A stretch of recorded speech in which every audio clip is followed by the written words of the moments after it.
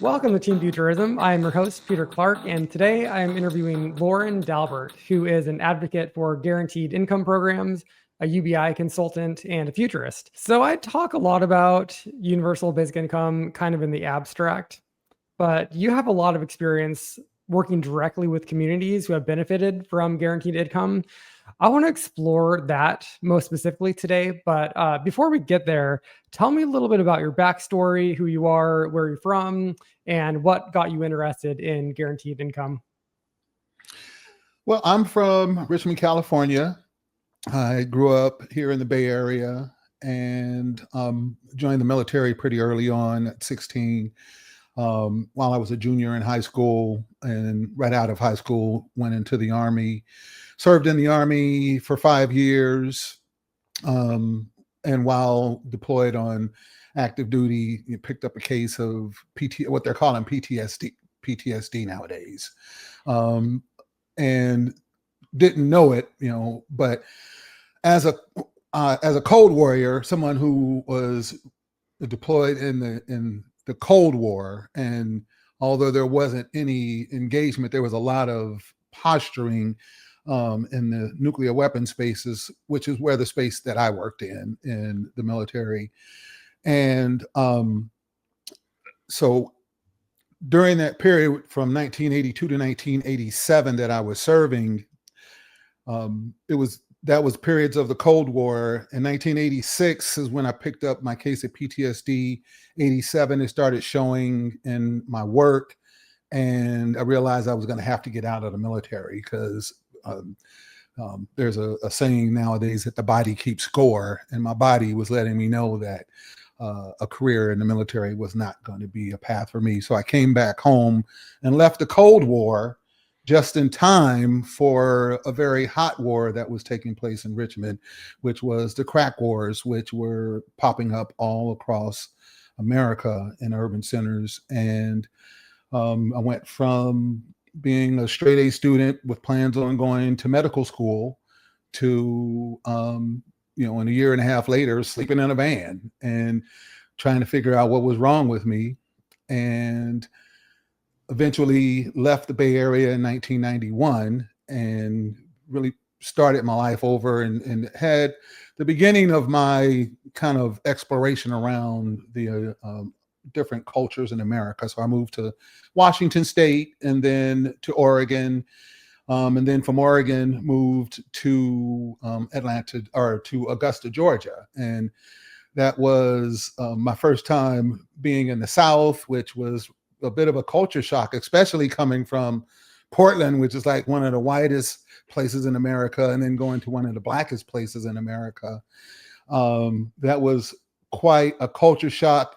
But it was very affirmative in many ways to see how even the workforces here on the West Coast were put together very differently than the workforces of folks that I saw down in the South. And then I basically had about a 30-year period where I was lucky enough to find IT work in the mid 90s, primarily because I wanted to play a video game and I couldn't afford to buy a new computer. So I got some used parts and put those together so that I could then play this video game. And then my friends wanted to play with me. So I built some more machines and networked those together. And then from those skills that I picked up just on the side, I was able to begin to apply for jobs in the IT space, because this was before there were IT schools and things like that.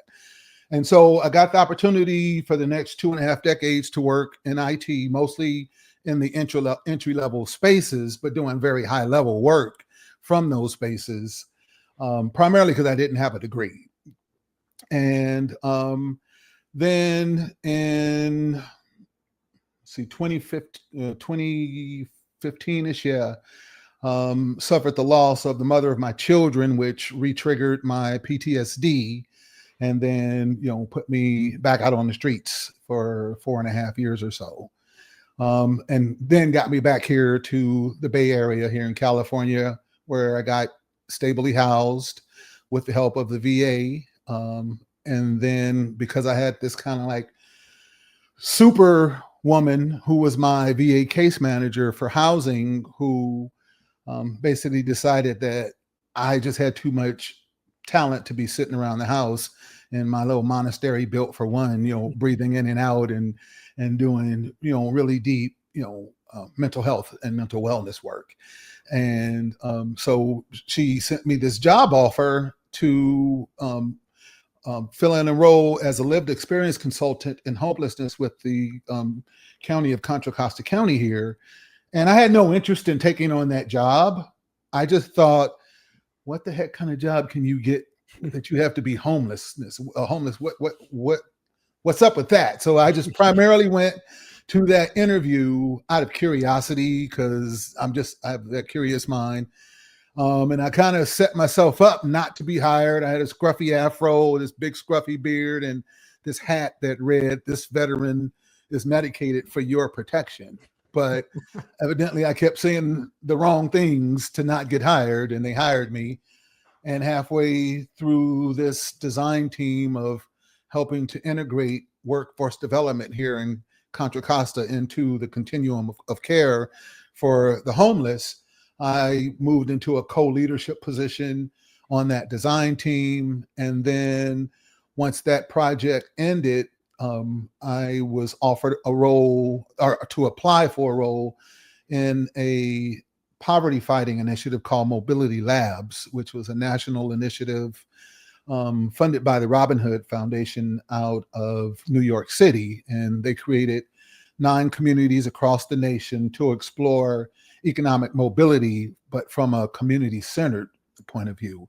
And I got lucky enough to land with a foundation that did the work kind of like in the deep end of the spectrum. It's called the spectrum of community engagement to ownership. And on the shallow end, it's more extractive and tokenism in the ways that you work with a community. And on the deep end, it's where you're deferring to the community and basically putting the decision-making power in the hands of the community. And so I got lucky enough to inherit that program. And during the course of the next 2.5 years, even though having no experience in the social sector, I was able to take this really struggling program and turn it into a feasible and viable and also desirable in the community program. And so that gave me my first taste of what it's like to, shift the culture inside of, say, of a nonprofit space. And then from there, while I was in that role, one of the things that we had to do as a community was come up with a strategy or a solution for a sustainable solution to poverty and to increase economic mobility. And so we started doing our own explorations. But luckily enough, I was introduced to the idea of basic income from another program that was in the foundation that I worked for. And they're called Ensuring Opportunity. And so the executive director of that program asked if I'd be interested in meeting some folks from an organization called Community Financial Resources. And I asked, what do they do? And she was like, well, they do payment disbursements for basic income programs. And they are hearing about the great work you're doing in the community and want to see if there might be an opportunity to collaborate. And so I met with them. They explained basic income to me. And I got it immediately. As a disabled veteran who had been out on the streets for 4.5 years or so, purely because I didn't have enough income. I was getting $127 from the VA for some tinnitus because I was also an artilleryman. But they had given me a diagnosis for PTSD, but still hadn't given me an award for disability for it yet. But once I received that initial payment for PTSD, and this would have been in late 2018, so basically from 2015 to 2018, I was unhoused. And then in late 2018, I got my first 900 and some odd dollar payment from the VA. And I didn't realize it at the time, but that was my guaranteed income. And, Right. and then the impact that it had on me. So, you fast forward, about 2 years or so, I've been stably housed and now back in the workforce after receiving this permanent federal government guaranteed income. So those are some of the first thing that I look at is that I went from not wanting to work to actually getting back into the workforce while receiving a basic income. So for me, the whole argument that it'll make people not want to work, really, for me, it was the exact opposite. It allowed me to find the work that was meaningful for me. And even when the work got difficult and I lost my employment, I still desired to want to continue to do that work. And that's how and so I figured out a way to get back into that work. It is really interesting when you think about it that California is such an incredibly wealthy state. And America is such an incredibly wealthy country, but we do have this problem of homelessness and poverty that is just like not always getting better, and in many cases, it's getting worse. Apparently, right now there are seven. Let me make sure I get this right. 7 million Californians live below the poverty line, and the definition of that depends on the state that you live. California is pretty expensive to live here, so I think it's like something like 43,000 for a family of four. Is the poverty line? But I mean, 7 million people. Like, that's crazy. And that's like struggling to survive, struggling to feed your kids, like real issues in the wealthiest country in the wealthiest state like on the planet. And this is kind of like my thing. And you say this directly on your website that you have this goal that in 5 or 10 years, you would like it so that poverty is rare and public goods are abundant. I think that's how you write it. I think that that's a reasonable goal. And I think that just in general, people talk about the downsides of UBI, like, oh, some people take advantage of it. Some people, I'm sure, like won't do what you did and work more. But it's kind of like almost at some level, that's kind of okay. What is the status quo right now is just unacceptable of 7 million people below the poverty line and like the homelessness crisis perpetuating apparently forever. The worst case scenario is now, like we are living in the worst case scenario. Talk to me a little bit about your vision for how you want to achieve that goal of making it so that poverty is rare and the public goods are abundant in the next 5 or 10 years in California specifically. Well, I think primarily it is going to be how to shape some narratives, and a lot of these narratives are shaping out already, especially related to the middle class in our country, because a lot of the finger pointing is always at the investor class, folks who are like average age 71 years of age, and they don't work anymore. They've got so much money. That dude that keeps popping up on your YouTube channel, you know what Elon Musk is doing in this building behind me here, and here's how you need to get ahead of that. Those kind of cats who are talking about how to do what they do is just accumulate money and accumulate money and accumulate money. And personally, whatever strategy I come up with doesn't matter until we get to the core of the lack of wealth that is in our economy. That is driving pretty much everything. And also that's the biggest narrative shift that's taking place in our economy in the classes, is that for the longest time, folks in the middle class who in our culture are work based culture where dignity is given like to work, but not to just drawing breath, that's going to shift because work is going to be taken away from folks. And so for me, the bigger question right now isn't about what to do about poverty and how to clear that out. It's really about how to keep folks from losing their damn minds when they don't have a job, Mm-hmm. and how to take a culture where people believe you're not human if you don't work to there's going to be a whole lot of people not working, and to make it okay to not work. That's a real conversation that we really need to be having as a people, because what I had this saying when I first started seeing it was, wow, there's a whole level in our economy that are about to have a very Black experience in our economy. Unemployment levels, opportunities, there's these conversations in our on YouTube that you hear about the struggling of men and boys. Mm-hmm. And well, Black men and boys were the canaries in the coal mine for that, for generations, for what's coming to hit a whole lot of people who have lived comfortably.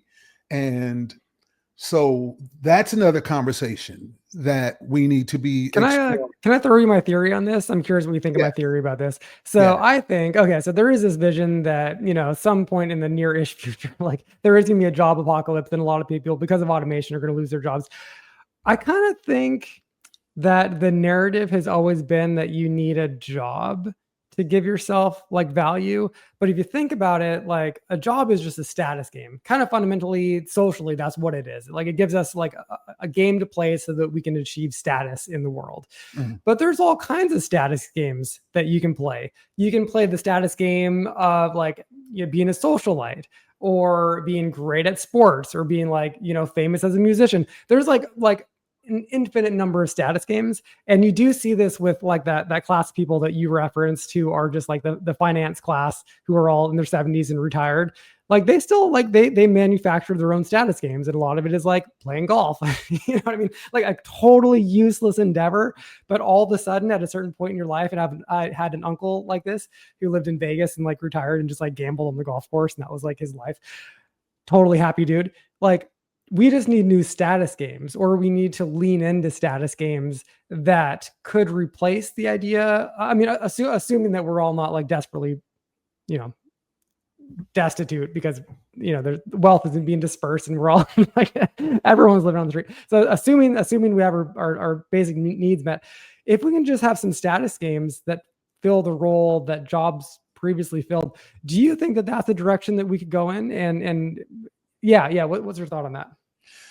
Well, I love that you even put it into that phrase of status games, because I was my thinking on that was that it will allow people the opportunity to no longer be constrained into, I can only do these things because only these things have value in this space that I live in. Now it can be, I want to do this because this is just kind of like innately what I'm drawn to. Mm-hmm. And not only that, who knows what new sorts of creations of pastimes and things that can come out of that space that wouldn't, purely because of the constraints on, if it don't make money, it don't make sense, And I think we're gonna have a lot of folks that really need, I think that there might be a whole new enterprise just centered around helping people make that transition from profession identity to living in this non-hustle culture. I don't want, and so, because I just look at how I've changed over the decades. I'm a baby boomer. I born in 1964, so I just made the cutoff pretty much to be a baby boomer with a whole lot of millennial tendencies.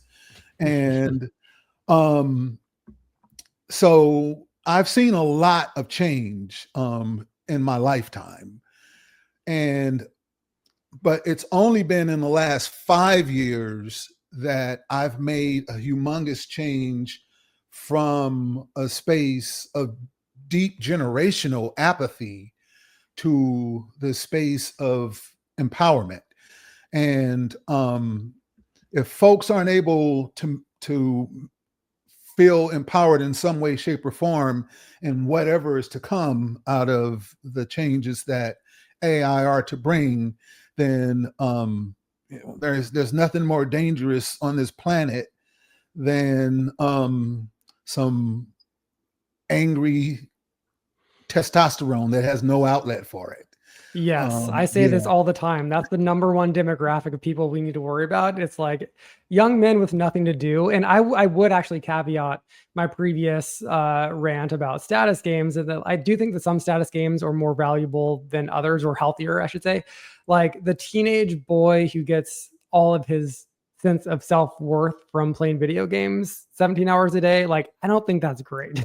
No, I think that there's a reason why those people end up becoming like sad and undateable, and their life has this like grand sense of not going anywhere. So even though like apparently teenage boys do get real status from playing games that I guess apparently now are very interactive, I was never a gamer. I don't think that's great, and I think that we should incentivize people however possible. I mean, it used to be we incentivize people with I mean, used to be it currently with like jobs have money attached to them. So that's like why it does make sense to attach your status game that's most important to you to like the economy. But if that just becomes decoupled, man, I don't want everybody sitting around playing video games all day long and trying to get status from that. So I worry about that same demographic, the young men. Like I worry about them. That's an area that I'm looking to explore, because in many ways, I consider myself to be an expert, at least in my own pathways out of that state of apathy, because I was a gamer, and I got into my career because I was a gamer, and I didn't stop gaming because I was doing IT work. And so I would get off work and then spend many hours playing MMORPGs, massively multi games like what's the name of that game? I can remember them right now, but Blizzard had this game. But anyway, I spent many hours playing this game online, and it was interactive. And I'm wondering what it was that I was getting out of that space that I wasn't getting out of the real world, that my son is getting out of his time in the video game space that he's not getting out here in the real world. What is it that makes that safe spacer, that space safer, and out here not safe? And exploring what all of that, what are the aspects of that keep them locked in that very narrow safe space. Because if I can figure out how to help my son and help other folks who are stuck in that, men and boys who are stuck in that same, and girls, I don't want to keep anybody out, figure out how to replicate that, to create a pathway for folks out of that, and back into a space of agency and community engagement, then we can have the people power that we need in order to go against the economic power of the few who pretty much control the media, and basically get us hooked on all of their different vices, their legal vices. And because even I look at the video game space, it's really about trying to, as long as possible, aggregate as many eyes and eardrums as you can into that space. And so how do we create a space that's more appealing and feels safer for men and boys than what's being experienced in that space?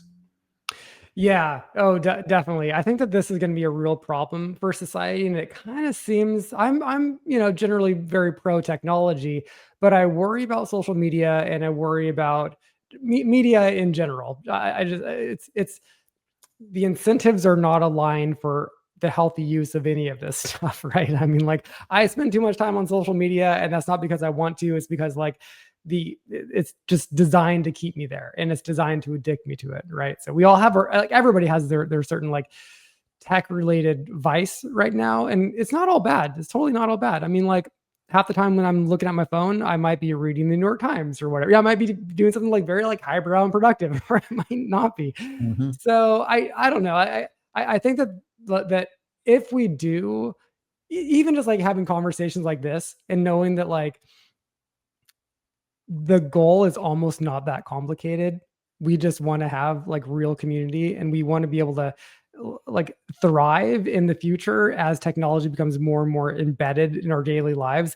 And that seems just like totally possible. Like you said, I think that like we just need to make sure that the tech companies that are orchestrating all of this, somehow we need to like make sure that they have like humanity's best interests in mind when they're designing these things. And maybe so like there's a future game company that just like taps you out after 5 hours and says, sorry kid, you're done after 5 hours. I think China actually did this, right? Didn't they like institute a national ban on like more than 2.5 hours of video game play per day or something like I think I this? remember that, but I also just saw a commercial from Andrew about some mobile company that he's a part of that he was promoting that like they pay you to not use your phone so much. Have you seen that Okay, I've commercial? heard about this. I've not seen that commercial. I've heard about this. Yeah. Yeah. Is that Andrew Yang? Yeah. Okay, interesting. What are your thoughts on Andrew Yang and what he is up to these days? Do you think that he and his UBI movement is being successful? And how does it resonate with the people that you talk to when you bring up UBI? Doesn't come up at all.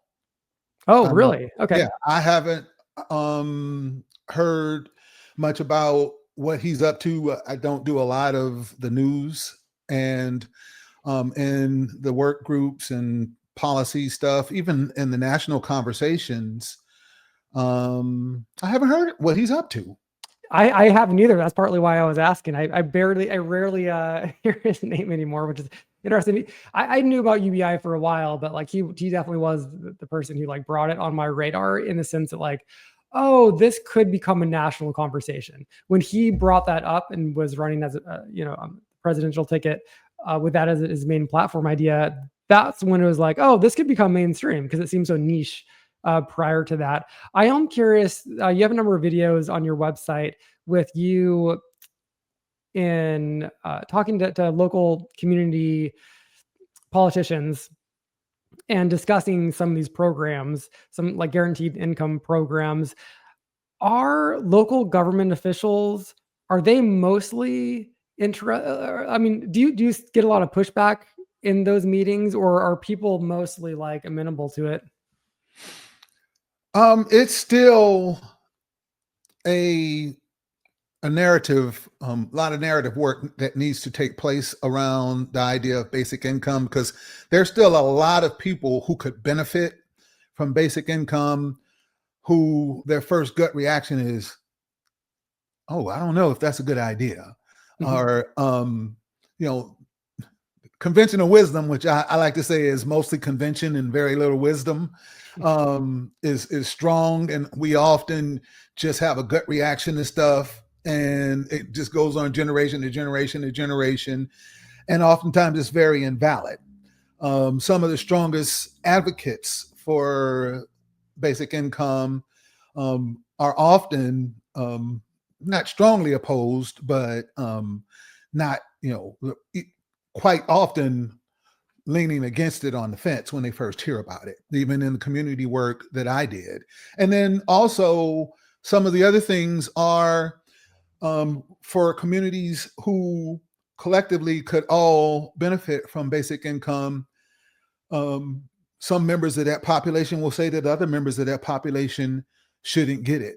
And so there's a lot of deciding who's worthy and who isn't worthy, that's in the space. But I think overall, where the movement is, I think it's in a good place, and it's right where it needs to be with what's happening with the current administration, and then this AI shift that's taking place. Mm-hmm. Because there will be a whole lot of people over the next 3 years and some change will be negatively impacted by the policies, but also by data centers being dropped in their NIMBY backyards that, affordable housing couldn't penetrate. But a billionaire can just say, fuck your NIMBY barrier. I'm going to drop my data center right there. And not only that, I'm going to surround your entire suburb with data centers.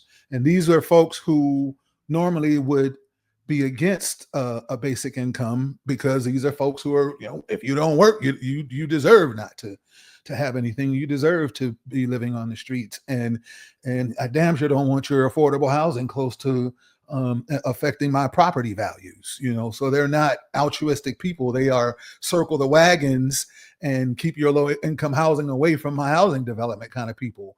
And these data centers are popping up and causing all kinds of environmental issues and property value issues. And so these folks become prime pickings to bring into the movement for basic income. Because when I first got into this guaranteed income space, as someone who's lived most of my life in the bottom quintile of our economy, I wasn't trying to create some kind of poverty fighting program, because, and I didn't think that basic income really needed to be aligned in that way. As long as it stayed aligned in that space, it was never going to become policy. Because there would be just way too many people opposed to that. It had to become more in alignment with what they have in Alaska with the oil money, that it's just part of my birthright of being in Describe Alaska. that for people who aren't familiar with the Alaska program. I have some friends who are from Alaska, and it's very popular. Can you describe what that program is? Well, yeah, it was a program that was put into place back in the 70s, I believe.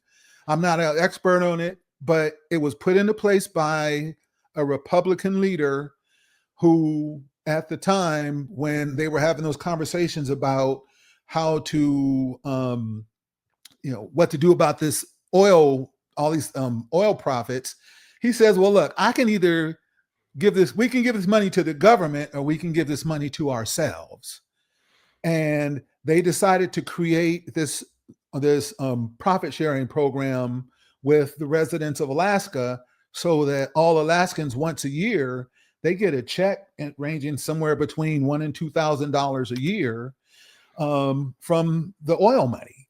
And so that's the same basically idea that we could use with this AI space. As AI begins to displace folks out of work, especially, and that's the main thing about this AI displacement, is that it's displacing and automating the automators. So that meant now you're automating white collar jobs out, and you're, folks who used to be very comfortable middle manager Excel jockeys. Those jobs used to be safe. Those are easy to AI out, because it's just numbers. It's easier than building a robot or a truck that you have to maintain over and over again. So, AI, I see it as in the audio space, audio engineering space, you have like compressors or equalizers. Are you familiar at all with the functions? So I see AI serving as kind of like a compressor, that it's going to reduce the dynamic range in many ways in our society. Economically, it's going to compress the high peaks, and that's going to happen automatically. That's guaranteed. But it has the potential to raise the lower levels. That's not going to happen automatically. There has to be some intentionality about how to empower folks like myself, who graduated from high school with a 1.61 GPA, to multiply my skills to then be able to go from being unhoused to being a program manager, to writing grants, to writing reports for grants, to getting hired as a consultant, to doing all kinds of different analysis, qualitative analysis, comparative analysis, all kinds of things. And most importantly, being able to communicate at a PhD level, because a lot of that communication takes place in the written realm, where if you don't have PhD level writing skills, it's going to show, and it basically constrains your ability to be able to collaborate in solutions. And that's where, I guess, your earlier question about my vision about how do we get to that is a program that I'm trying to bring into existence with some partners in the Bay Area, which is called the Ridiculously Hopeful Futures of California. And what it is, we're applying for a grant to basically take my idea of this lived experience leadership institute, of taking folks who have really good perspective of the bottoms of our economy and our society, training them up so that they can not only bring their perspectives, but also begin to do community-based research and surface findings that can then be evaluated at the same level as any other findings. Because part of this particular grant is really focused on the health science knowledge base and that system, and how to create a more equitable knowledge base in the health system. And one of the challenges is that as these spaces begin to use AI, my own experiences with AI in the art space comes from using, art software before AI. In the 3D art space, it's changed now, but when I first got into that space, when you open that program up, the default human was a white male. You had to get rid of that person or modify that model in some way to get to a white female or any other ethnicity. And then it got to so in those software programs, the default people were Caucasian. And then when I moved over and started doing AI imagery and started asking for different imagery, if I wasn't specific about an ethnicity, I by default just got a white person or a group of white people in every image that I got. And then I began to think, well, if white people are the default people in these AI models, that may explain why white women have such better outcomes in our health systems than anyone else, because white women make up 15% of the maternity cases, but only 15% of the maternity deaths, whereas Black women make up 15% of the maternity cases, but make up 50% of the maternity deaths. Why? Because white women are the default patient and Black women aren't the default patient. Maybe, maybe not. But if those kind of biases are baked into our AI, and I know that it's not as simple as that, because I have a feeling if you go to China, their models, you're not going to get two white people. If you ask for two people on the street corner, you're going to probably get two Chinese people. So I know that this is customizable. And probably because I remember a while back in Google's AI models, people were asking for a picture of God and he was getting a black God. And I know that wasn't sitting well with fine white Christians here in America. So there's a reason why white people are the default people in our models, but that is going to in itself create gaps and untold gaps in these models and how they perform and impact our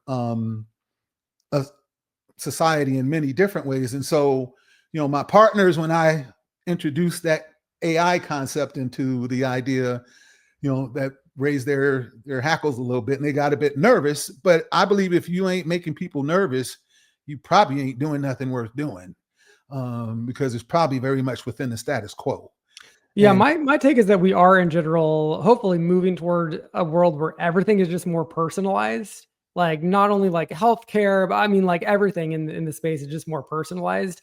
I mean, just like the difference between men and women is so drastic in like the healthcare space, and that like apparently this is true. At least I've read about it that a lot of women will get or have like heart attacks or heart problems that goes undetected because all of the symptoms are associated like in the textbooks are associated with like the how males experience heart attacks, not female. Like that just seems like a no-brainer. Like how have we not figured this out and like accounted for this when like women are like half the population, right? And like that, as you're saying, like for every individual circumstance and for every different like people group and age group and et cetera.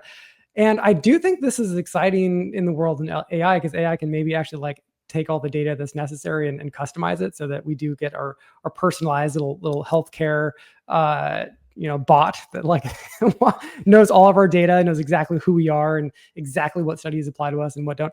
That's something that I'm quite hopeful about in the future, that we won't just have like, oh, here's a model human and everything is based on this one model human that's like totally inaccurate for most people. Yeah, so I'm actually excited about that space, and it's cool to hear that you're working in that. Are you in like are you optimistic about this, or are you still a little pessimistic about it? I'm very optimistic about it because, like I said, I'm a boomer, so I grew up watching black and white television. You talk about media, right? So I grew up watching black and white people because I didn't know it back then, but them wasn't real Indians in them shows I was watching. Okay. Those was white dudes painted up to look like Indians. I grew up thinking that the narrative in my mind was that the cowboys were the good guys and the Indians were the bad guys. And that narrative didn't change in my mind until Dances with Wolves came out. I don't know what year that movie came out, but 90s, I think, although I yeah, can't quite remember. But yeah, that sounds about right. And that was like my first time seeing a humanistic portrayal of Native Americans in the media. I'm sure there were many out there, but that was the first one that I saw, and seeing a white man see Native Americans as human. And so you were talking about the power of media. Mhm. I believe that the democratization of media, when I can remember when that conversation was taking place in the late 90s, when like ABC, NBC, and CBS were trying to go to Congress and say, you need to pass a law that nobody can post video on the internet except us. You have to have an FCC license of some sort, because they saw what was coming. And what we're doing right now, if they had been successful, we wouldn't be doing what we're doing right now.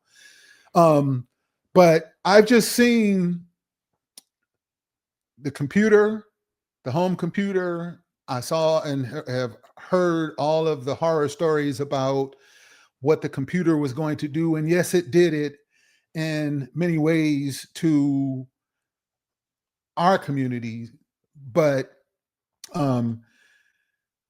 it created other opportunities. It gave me an opportunity to use my mind and not be stuck using my hands, because as a black man in the 60s, that's what you were expected to do, with something with your hands. And my brain was just way too big to be stuck in that realm. I'd have went crazy. So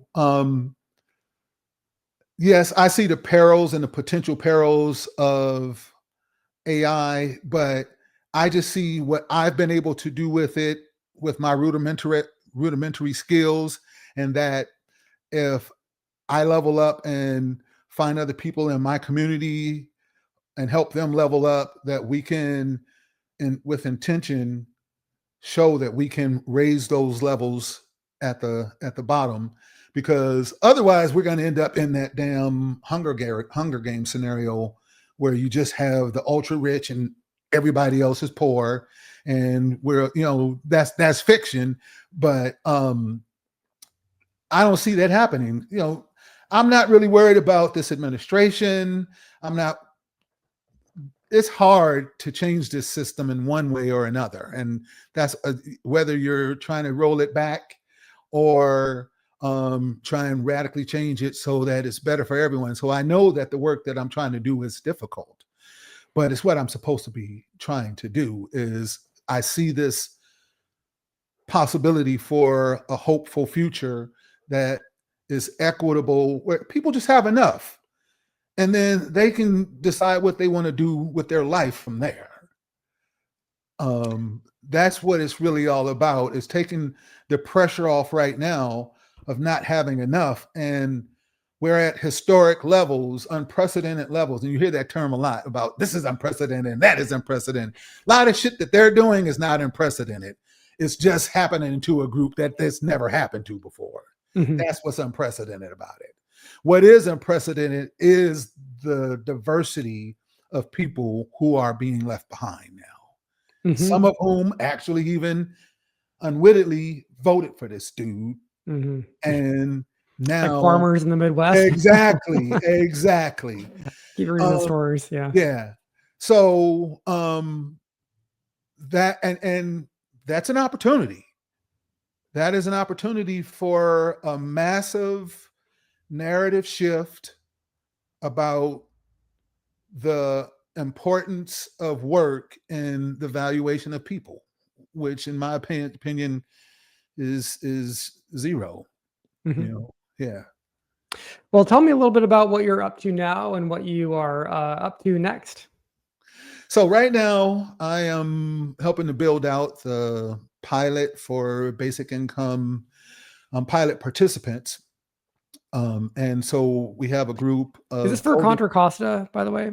No, this is for at the national level. I'm working. Oh, the national. I did see really quick, so I'm sorry to stop you, but I did see that Contra Costa passed a pilot guaranteed income program, $18,000 for 18 months, no strings attached for a group of folks. Were you part of that project? Yes. We were actually the community aspect of the campaign to advocate for the funding for that. So, oh, very cool. Okay. Yeah. So that was our role. So we had our policy experts here who understood the landscape of the county, had our GI research experts, and then we brought the community voice.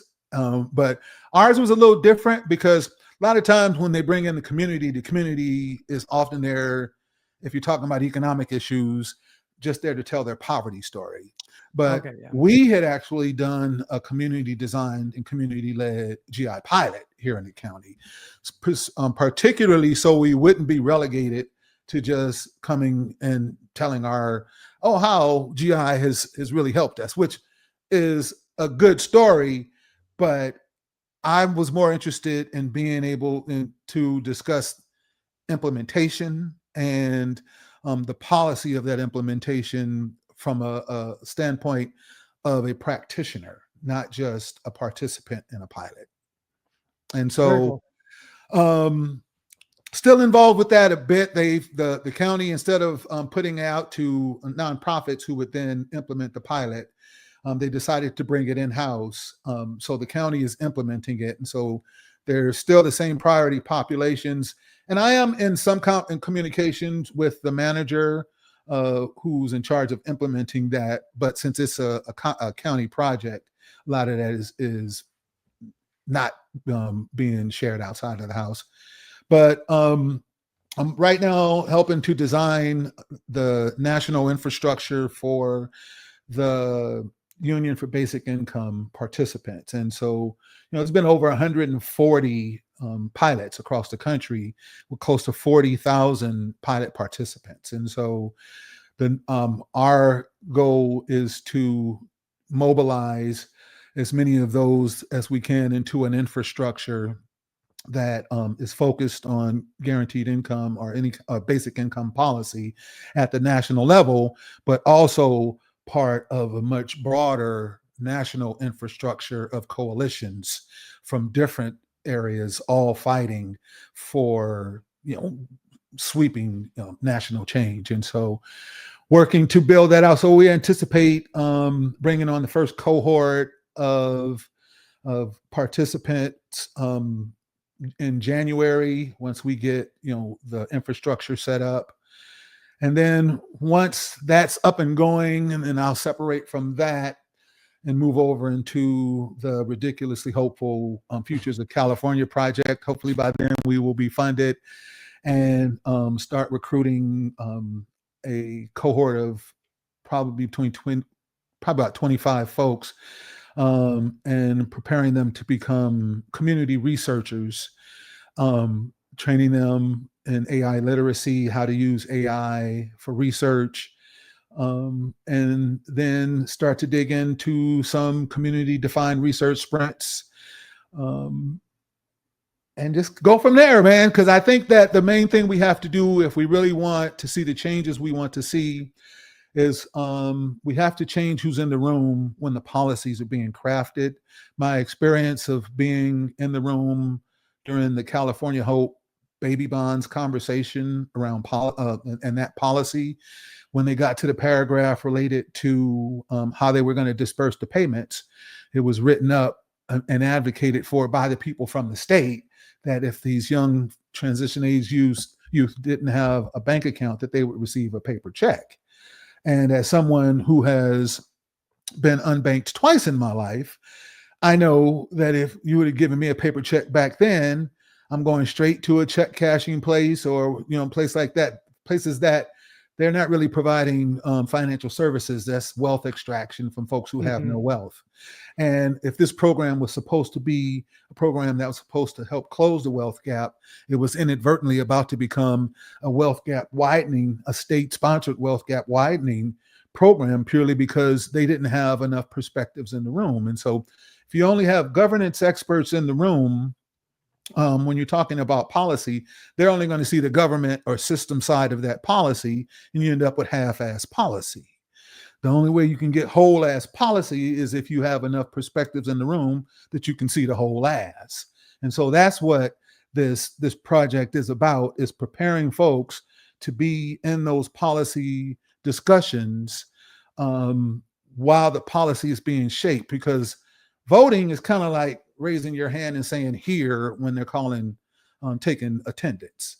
Public comment is better, but being in the room while the policy is being shaped is best of all if we want to have holistic policy that you don't have to go back and fix because you found out it's not doing what you wanted it to do, and all of that. And so that's my two main visions are to help shape how policy is created, especially policy that any policy that's going to affect a community, that they would be empowered to be in those rooms to help shape that policy. And then on the other side is trying to figure out this mental wellness piece that our society is going to be going through to try and help folks transition and be comfortable just hanging out with themselves, man. That's all very fascinating. That's great. Yeah.